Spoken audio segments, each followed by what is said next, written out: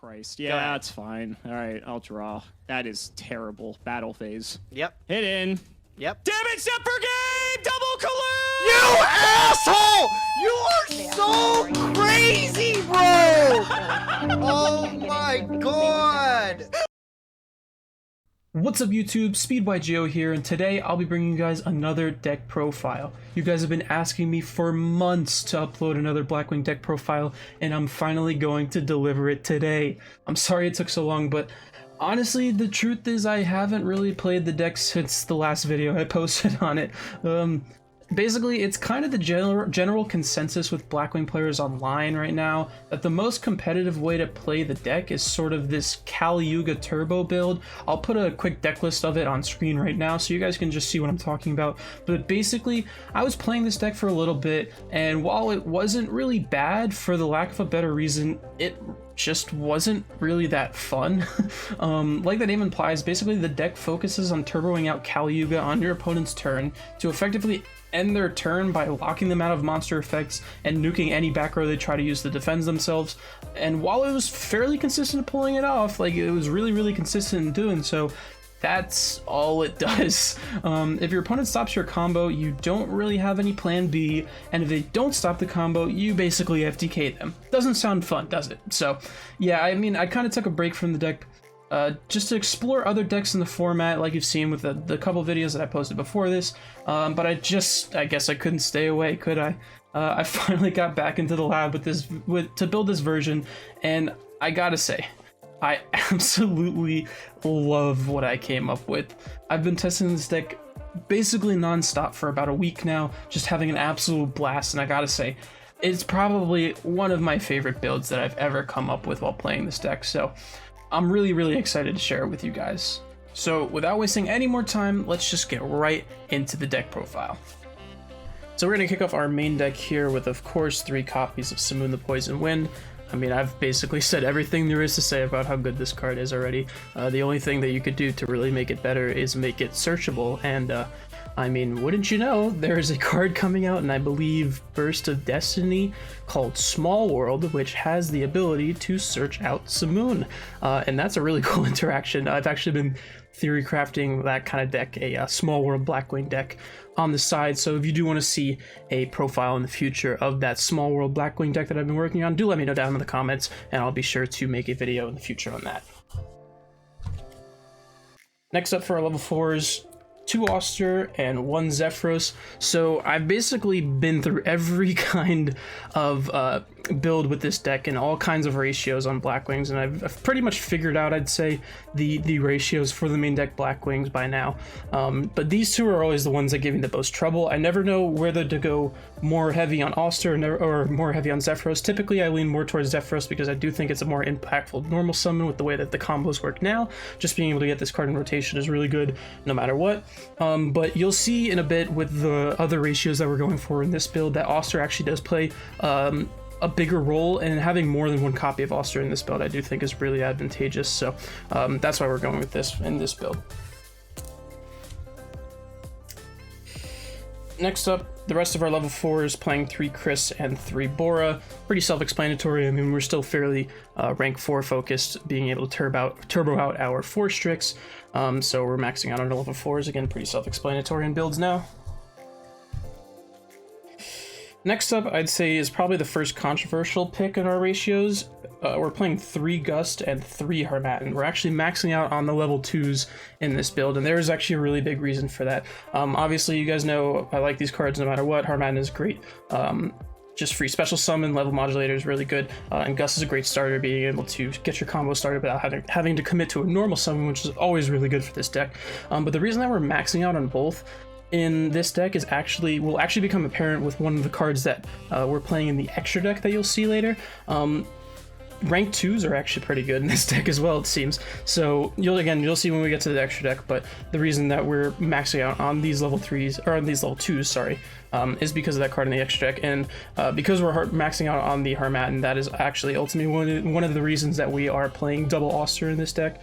Obviously, you know, Auster plus Harmattan is a free full armor master, which turns out is really good for this deck, so because we're maxing out on the Harmattan already, I thought you might as well play double Auster to be able to get to your fam more often. And to round out our Blackwing ratios, we're playing double Gale, one Orochi, our tuners. You know, we're not playing many synchros. We're only playing actually one synchro in this extra deck, unfortunately. So tuners are not really important in this deck. In fact, the only synchro that we're playing is Full Armor Master, and outside of some very niche, weird scenarios with Harmattan level modulating and stuff, it's actually literally impossible to make Full Armor Master with these two cards.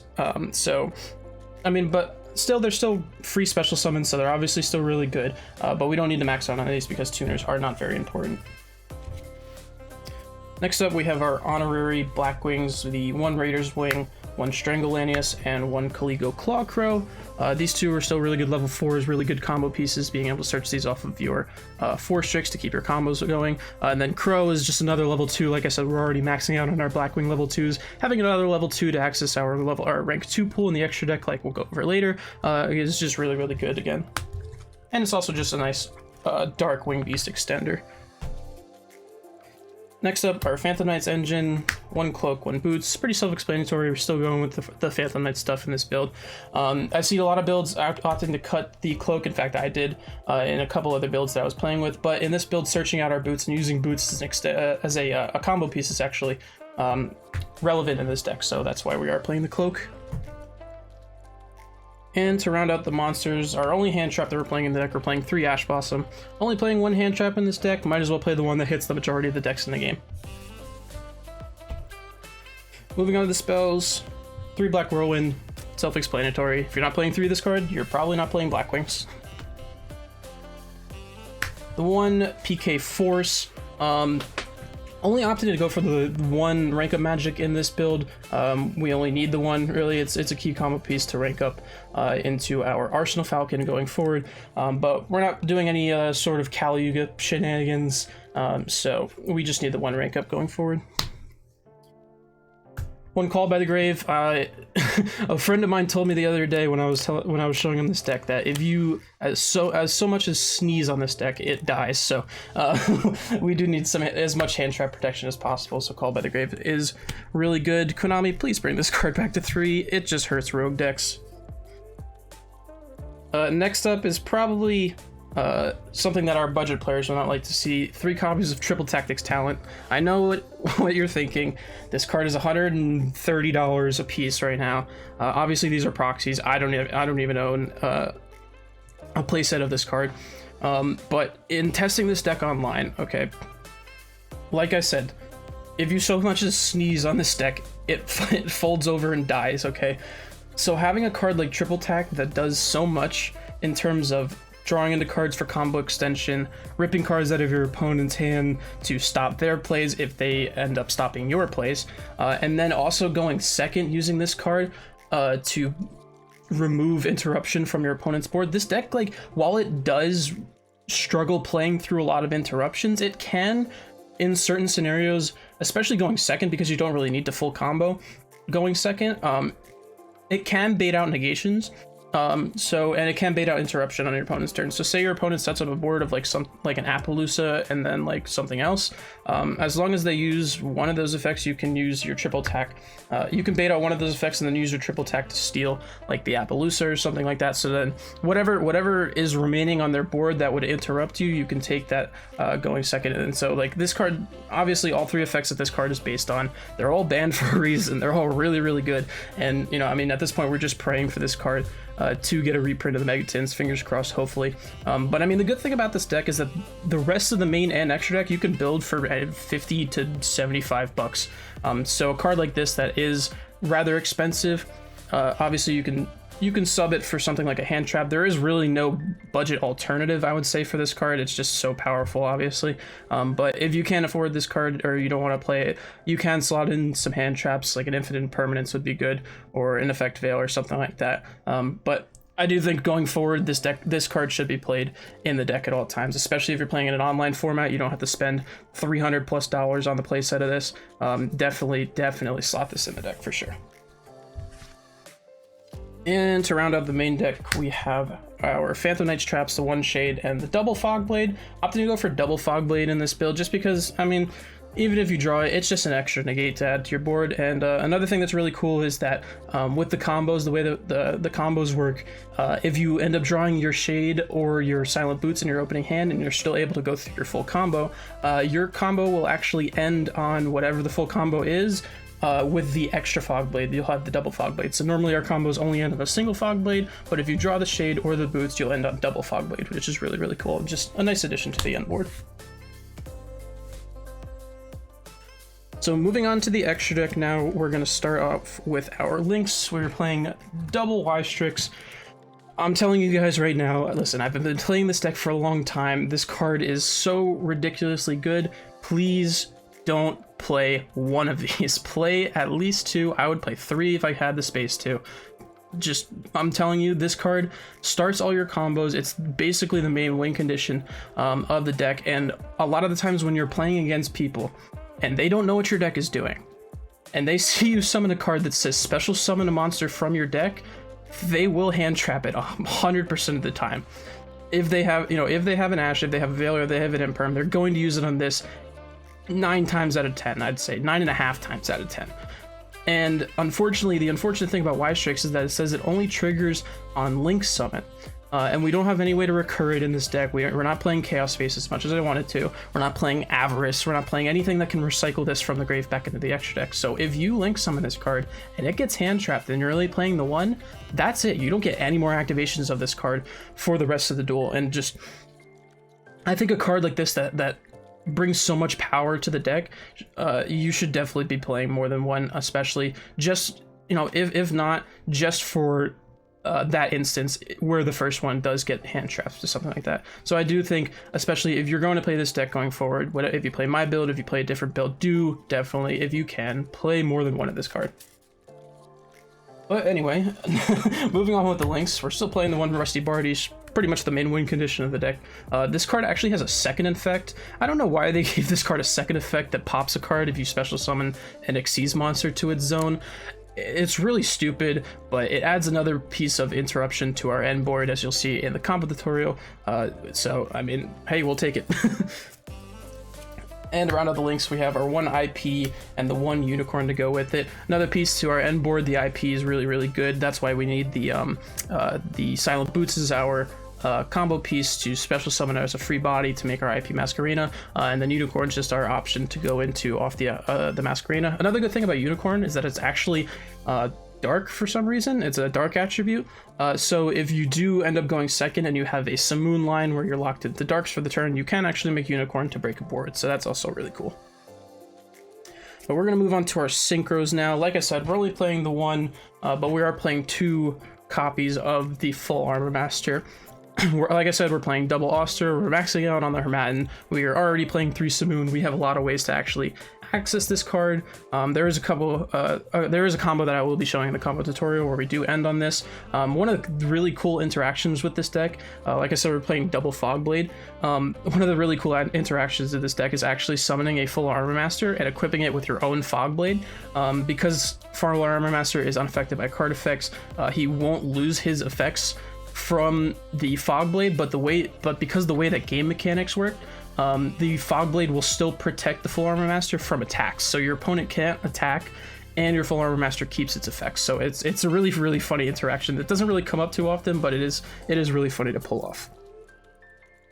Next up, we'll move on to our Xyz.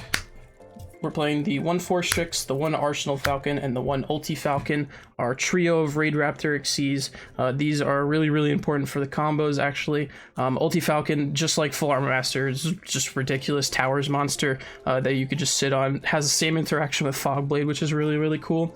And then Arsenal Falcon is basically just like another copy of Y-Strix. It's a little bit more difficult to access, being able to summon a level 4 from deck. And it also has a second effect, which is where the Ulti Falcon comes in, where if it's sent to grave with a Raid Raptor attached as material, you can special summon a Raid Raptor Xyz from your extra deck and then attach him as material, which is a key part of our combo, as you'll see in a bit. But these 3 cards are all really, really good. Next up, we have the 1 Raiders Knight and the 1 Ark Rebellion. I mean, this, like I said, this deck is really good at OTKing. It can chew through a couple interruptions, especially if you're playing the triple tack, and then being able to OTK with a card like this that is just absolutely ridiculous and just annihilates boards instantly is obviously really good. Next up, we have the number 65 Gin Buster. This is the rank 2 that I was hyping up earlier, and the reason why we're maxing out on our level 2s. If you've never read this card before, I don't blame you. It's kind of old. It says during either player's turn, when your opponent activates a monster effect, you can detach 2 materials and negate that activation. Very simple. The first combo that I'll be showing you guys is actually a Simoon combo where you open Simoon and a level 2, and basically what that does is it gets through your full combo, as you'll see, while also giving you hand trap protection in the form of the Gin Buster. We get out the Gin Buster as our 5th summon, and we get it out before our Y-Strix comes down. So you have both protection from the Nibiru and protection for your Y-Strix to go through, which is really invaluable for the deck. And to round out our extra deck, we have our 1 Redoer and our 1 Evil Swarm Nightmare as our rank 4s of choice. Redoer is one of the coolest boss monsters ever made. Like, it's such a cool thing. Like, we're already playing the Shade Brigandine, so being able to attach that to this Redoer and give it a non-targeting bounce of anything on the field. It's an outage crew and it's really good. And it's obviously a really good card to have. And the Nightmare comes up in some niche situations. Typically I prefer to go for the Redoer over the Nightmare, but Nightmare can be used in some scenarios. I mean, double Book of Moon throughout the turn on any special summon monster, obviously not Link monsters, is really powerful. Like, this card is really good too. So, but yep, I mean, I'm not going to waste any more time. I know that was a quicker deck profile than you guys are used to. We're just going to hop right into the combos. Alright guys, so the first combo I'm going to be showcasing to you is going to require Simoon, any of your level 2s, either Gust or Hermatin, and then any Blackwing that can be special summoned. Our typical combos only need the Simoon and the Blackwing that can be special summoned, but in this combo we're going to be showcasing what happens if you open a level 2 as well, giving you protection in the form of the Gin Buster. You can also use Caligula Clawcrow in here instead of this, but the only issue with that is that instead of getting your Gin Buster out as the 5th summon, the Gin Buster will actually come out as the 6th summon, so your opponent does have a 1 summon window in order to hit you with the Nibiru. So it's a little bit less protected. You would still get the Gin Buster out before the Y-Strix, but you would get it out as the 6th summon instead of the 5th summon. So in this case, we're going to be using the Gust instead. But you can do that with the Crow. So anyway, we're going to be starting out our combo by activating our Simoon effect, and we're going to banish our Gust for cost. Let me put that over here so you guys can see it in frame. I'm going to the deck, and we'll get ourselves a Black Whirlwind. And then we will immediately normal summon our Simoon for its effect, and we're going to activate our Whirlwind to go grab our Auster. Next up, we'll go normal summon our Auster. It's Chainlink 1. Make sure you're activating this Chainlink 1 because it is a 1 effect. Chainlink 1 will activate our Auster, targeting our Gust. Chain 2 will activate our Whirlwind, and we'll go in and we'll grab a Harmattan. Gust will come out here, and then from here is where we can get our 2 level 2s on field by specialing our Harmattan from hand, and boom, we can now overlay for our Gin Buster. That is our 5th summon, so now we are officially protected from Nibiru because of our Gin Buster being able to negate a monster effect, and we haven't summoned our Y-Strix yet, so we now have protection for that as well, in case our opponent had a stray Ash Blossom or a effective veiler that they were planning to use for our Y-Strix. And now we're going to use the extra Blackwing that we also had in our starting hand. We're going to special that, and we're going to link off our Simoon and our Gale for our first copy of Y-Strix. Triggering our Y-Strix, we're going to go and grab our Zephyros, and now is where our combo gets pretty standard. From here, we're going to overlay our 2 4s for a copy of 4-Strix. From here, we're going to detach the Zephyros. Make sure you're detaching the Zephyros. This is very important too, because we are going to be keeping this material on board for a little bit. So we do want to make sure that we're detaching the Zephyros there, but we're going to activate our 4-Strix effect, and we're going to go in and we are going to grab a Strangle Lanius. And then on resolution of the 4-Strix effect, we're going to activate our Y-Strix effect, which is going to go in and set our Rank Up Magic from the deck. So from here now we can special out our Strangle Lanius because we control a dark monster, and link these two into our Rusty Bardiche, the boy. Activating our Rusty Bardiche, we can go in and dump out our Ancient Cloak, and we're going to set our Shade Brigandine here. Then we're going to go ahead and banish out our Ancient Cloak to go in and grab our Silent Boots. From here we're going to special out our Silent Boots because we control another Phantom Knights monster, and this is why we needed to detach the Zephyros. We're actually going to use the Zephyros effect here, which is going to bounce our Black Whirlwind, and we're going to link these two into our IP Masquerena. The reason we need to do this is because now we're going to activate our Rank of Magic Force, and the Rank of Magic Force reads that after you use it, you can only special summon Xyz monsters from your extra deck for the rest of the turn. So we want to make sure we get the IP Masquerena out before that, so we do need to get the Boots and the Zephyros out before we use our Rank Up. But now we can go into our graveyard. We're going to banish 3. We can banish the Zephyros because we already used its effect, and we might as well just banish our other Blackwings too. And now we can rank up our 4 Strix by 3 ranks into a copy of Arsenal Falcon. From here we can activate our Arsenal Falcon, detaching the Auster as material. Go in and we can summon out a level 4. In this case, we're going to go for Raider's Wing. The reason that we're going for Raider's Wing here is because we're going to end on a last Xyz by activating our Shade Brigandine to special summon it and overlay for a Time Thief Redoer. And the reason we go for the Raider's Wing now is just because it gives our Time Thief Redoer a little bit of protection, because Raider's Wing gives targeting protection to whatever Xyz monster it is attached as material.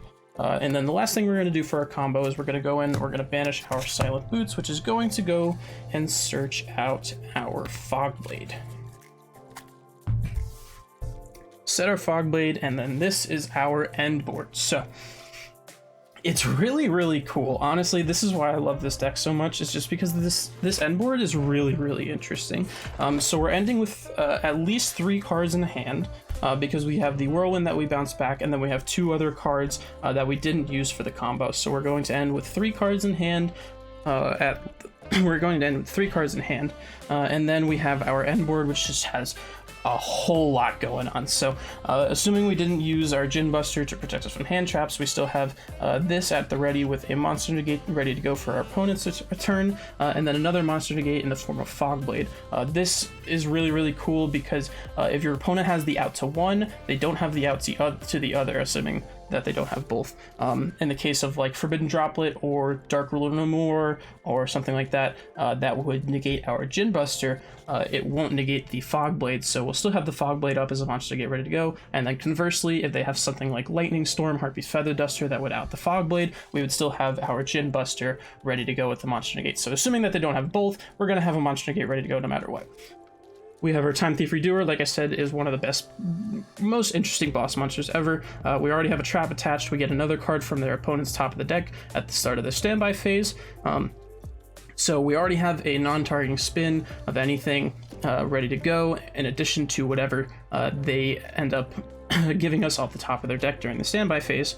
And then the last piece of interruption we have, and probably the coolest, is the IP Masquerena. So on the opponent's turn, what we would do with the IP is link this off in their main phase with our Arsenal Falcon, which would then summon out our Nightmare Unicorn. And Unicorn, obviously a really good card, able to spin a card. Like I said, we'll have at least 1 card in hand because we're bouncing back the Whirlwind off the Zephyros.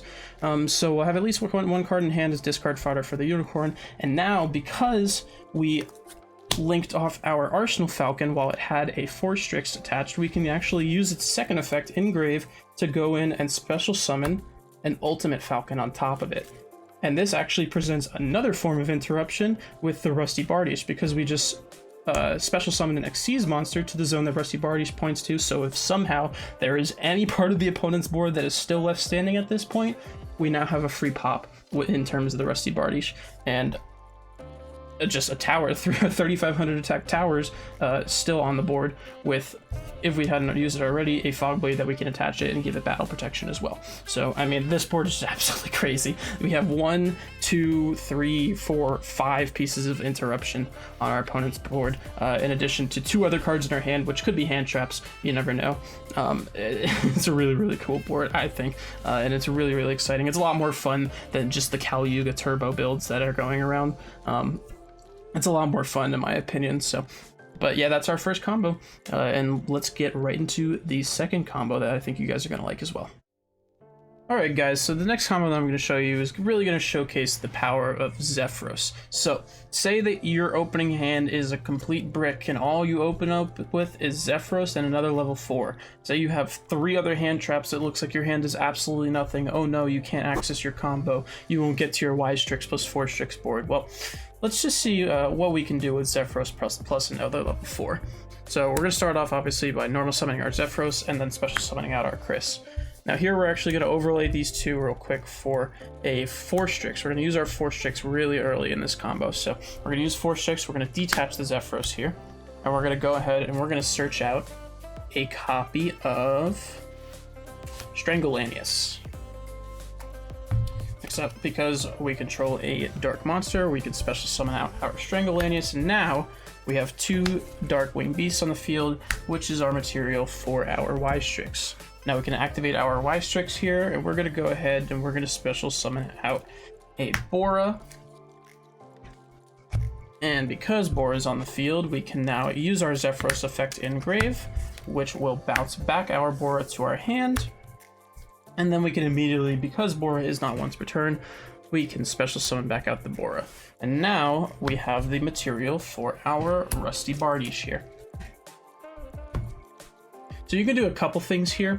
We're obviously going to activate the Rusty Bardiche, but because we have no way to get the boots Engrave if we add it to our hand, we're just going to use the Rusty effect to dump our boots. And we could do a couple things here. We could opt to go for a double Fog Blade setup. We could either set a Fog Blade here and then banish our boots and set another Fog Blade, then just go for double Fog Blade. But we're going to do something that I think that is a little bit cooler and I think you guys will like. So we're actually going to go and we're going to set our Shade Brigandine here. Next, we're going to banish our boots from our graveyard, and we're actually going to go in and we're going to search out our Phantom Knight's Rank Up Magic Force, because it is a Phantom Knight spell trap, and we can actually search this to our hand off the effect of boots.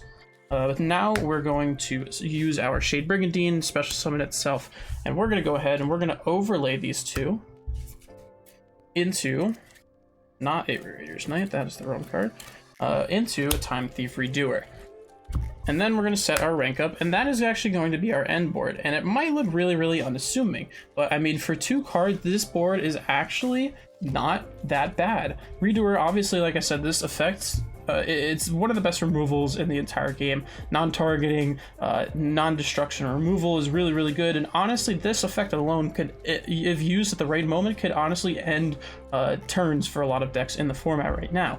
But just in case that's not enough, you know, just in case a single spin is not enough to end the opponent's turn, we do still have our rank up set. And what we can do with this is, because the Phantom Knight's Rank Up Force actually can use any Dark Xyz monster for its effect to rank up. It doesn't have to be a Raid Raptor, Phantom Knights, or Xyz Dragon that you use to target. It could be any Xyz, Dark Xyz, so Redoer actually does work for this. We could actually use this, and we'll go in and we'll banish 1 on our, this is on our opponent's turn, by the way.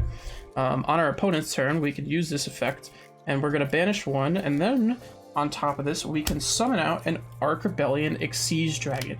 Now, Arc Rebellion has a really cool effect, because it says that when it's Xyz summoned, if it has an Xyz monster as a material, then it negates it. Basically, Dark Ruler no more is the entire board. It says that all monsters on the field have their effects negated for the rest of the turn. So it basically is a quick effect, Dark Ruler no more, on your opponent's turn. which is actually really cool. So if your opponent starts to combo off through your redoer effect, you know, say you use the trap, you spin something with the redoer, and you just have the kind of, and they start to combo off through your redoer, now you have a quick effect Dark Ruler no more to negate their board if they end up trying to set something up. And on top of that, because we did special summon an Xyz monster to the zone the Rusty Bardies points to, like I said with the other combo, we now have a pop of anything on the opponent's board because we special summoned the Xyz. So we have quick effect Dark Ruler and another pop to go on top of it. So we have at least 3 interruptions to go with just off of those 2 cards. You know, like I said, this deck is really consistent, but at times it does brick, and I just wanted to show you guys a combo for one of those hands that does look like it does nothing. It does actually end on actually a pretty decent board. 3 interruptions is nothing to scoff at for sure. But yeah, I think that's really cool, and I think that is going to do it for our combo tutorials. So that's going to do it for today's deck profile. I really hope you guys enjoyed this sort of different build that I came up with. Like I said, it's probably one of my favorite builds that I've made since I started playing the deck. Just the stuff that you can do with it, the different stuff that you could do is really cool, and I do think that the deck is a lot of fun to play, and I hope that you guys enjoy playing it if you do end up deciding to pick it up for yourself. As always, if you have anything with the profile that you would change, if there's something wrong with the ratios that you think you would change, or if there's a different card that you would like to see added, do leave it in the comments below. I'll be sure to check all the comments. I'll try different things. Like I said, I love this deck and I play around with it a lot. I'm basically making a new build for this deck every week at this point. I'm always down to try stuff with my favorite birds. Do check out other deck profiles on YouTube. I do encourage that. Specifically, I want to give a shout out to Nolan TCG. He just put out a Blackwing deck profile a couple weeks ago on his channel that I watched, and I thought it was really cool. He actually gave me the idea to play Triple Tactics Talent in this deck, and his deck was, I thought it was really interesting. He focuses more on the Dark Requiem and the new Utopic Future Dragon that just recently came out, and it was really interesting, and it was different. So I do encourage you guys to go check out some other profiles. I'll link Nolan's video in the description below, so you guys can go check that out. But as always, please do leave a like on the video because it does help me a lot.